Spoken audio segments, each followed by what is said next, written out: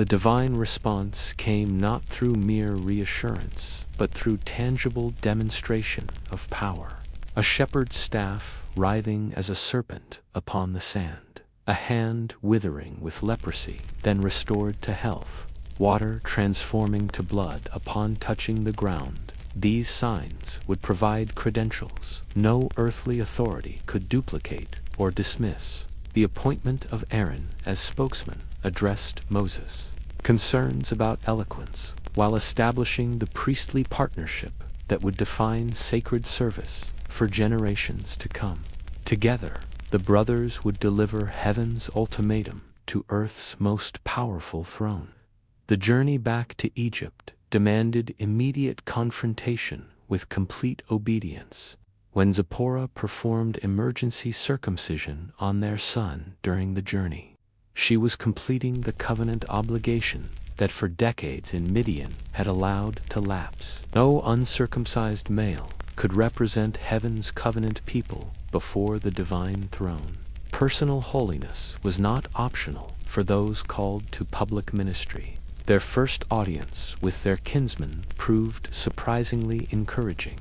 Decades of crushing servitude had prepared desperate hearts to embrace any glimmer of hope, however improbable. Aaron's demonstration of miraculous signs provided tangible evidence that their ancestral God possessed power beyond anything they had witnessed in generations. For the first time in 4 centuries, the descendants of Jacob dared to imagine that their bondage might have an end. The royal audience proved far more challenging. When Aaron cast down his rod before Pharaoh's throne and it transformed into a serpent, the court magicians promptly replicated the phenomenon through their mystical arts. When Aaron's serpent devoured theirs, it suggested superior power, but not necessarily a different source. The king's response revealed the arrogance that would characterize every interaction throughout the escalating conflict. Who is this Lord that I should obey his voice? I do not recognize your God, nor will I release his people.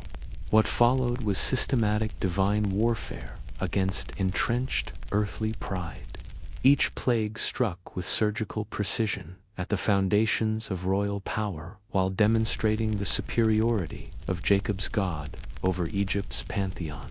The life-giving Nile transformed into a river of death when turned to blood, directly challenging Hapi's supposed dominion